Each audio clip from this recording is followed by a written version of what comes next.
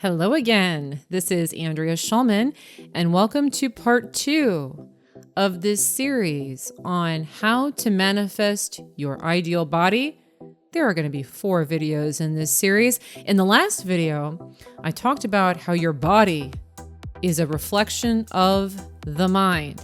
And if you haven't yet seen that video, I'd highly recommend watching that one. I will make sure to put a link to that video in the description of this one if you want to check it out. Now again, my name is Andrea Schulman. I create law of attraction content both here and on my website, raiseyourvibrationtoday.com. And just a reminder that my Signs from the Universe course is closing registration today, June 17th. If you have been interested in signing up for that course, it only comes available 2 times a year. Please remember to sign up today before the door shuts. I am going to go ahead and put a link below in the description for you. But with no further ado, let's go ahead and jump into today's video. Now, in part 2 of this series of how to manifest your ideal body, we're going to talk about the role of inspired action. The role of inspired action. This is a really important topic for my friends with the law of attraction. It really, really is. There is a huge misconception out there that because everything is a projection of the mind, which it is, that means action is not required. There are a lot of people who actually believe that, or they actually think that at least. If they believed it, they'd have success with it, but they think that because the law of attraction exists, I should be able to sit in a vacuum and manifest anything without action, without doing anything. This is complete nonsense. It is total and complete nonsense. Yes, your body is a reflection of the mind. Your body is a projection of thought. That being said, your consciousness designed a physical reality. Let me say that again. Your mind, your consciousness designed a physical reality. A physical reality with objects, movement, and action. That's what this is. Okay? We did not create a paradigm built on passivity. We did not construct a reality based on sit on the couch and things just fall into focus. That's not what we created. Rather, we created an experience where we could become physically immersed in the process of creating. And by the way, that's half the fun. In fact, you could probably say that's like 99% of the fun is the getting physically lost in the action. It's becoming immersed in the creation of your vision. So let me go ahead and lean a little bit on the point from the last video that your body is a reflection of the mind. Okay, your body is a projection of the mind. It's a projection of the mind, meaning it's a symbol. It's a symbol. Everything that's in your reality is a symbol. Your body is a symbol. It represents something. What does your body represent? Your body represents movement, right? We have literally created a body that supposedly houses our mind that transports us from A to B. That's the job of the body. The body is an action-oriented symbol. So to say to yourself, you know what, self?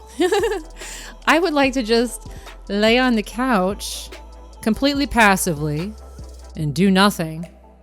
And I want my body to manifest the symbology of an Olympic triathlete, right? I want to lay on the couch and do nothing, but I want my body to symbolically represent a high degree of athleticism and movement. Well, those two things aren't congruent. They're not congruent. If you want the body of a triathlete, you have to be in vibrational resonance with the body of an Olympic triathlete. If you want the body of an Olympic triathlete, You have to be in energetic resonance with what that means. And that does not symbolically represent laying around and doing nothing. So that's something I wanted to point out there. Okay, there's sometimes people say, hey, can I get a 6-pack laying on the couch? Well, you could manifest that because you're an infinite consciousness that could do anything. But let's try and remember what we're doing here in the first place. We have created a physical reality. You created your body to be something that moves, that represents movement. Therefore, you want to work inside of that paradigm for the best results.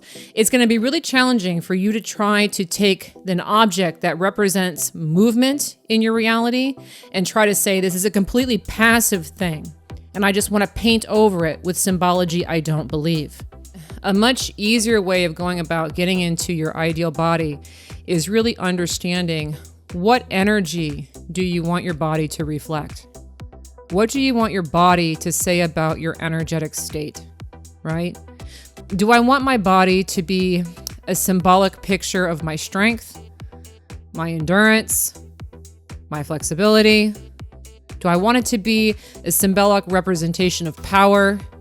Do I want it to be a symbolic representation of movement, of energy, of health, of vibrancy? If that is what I want my body to reflect, I have to be in resonance with those things. I cannot be a disempowered person who does nothing and manifest a powerful body that can do anything, right? I have to be in vibrational resonance with that body. So in your journey of manifesting your ideal body, a really great step is to identify, what do you want your body to represent? What do you want it to represent? What do you want it to say about you? Do you want it to say that you're strong? Do you want it to say that you're powerful? Do you want it to say that you're fast? Do you want it to say that you've got endurance? What do you want it to say about you? That's going to give you a really strong idea about the kind of activities that are going to help you get into that body. See, there's not just one exercise that yields a good body. There's not just one type of behavior. There's not just one type of action. No, there's many different people that manifest wonderful ideal bodies that are coming at it from many different ways. You could manifest a wonderful body through yoga. You could manifest a wonderful body through walking. You could manifest your ideal body through jogging. You could manifest your ideal body simply by taking care of your body, right? But what do you want your body to represent? Once you know what you want your body to say about who you are, because that's what your body is. Your body is a symbolic representation of who you are.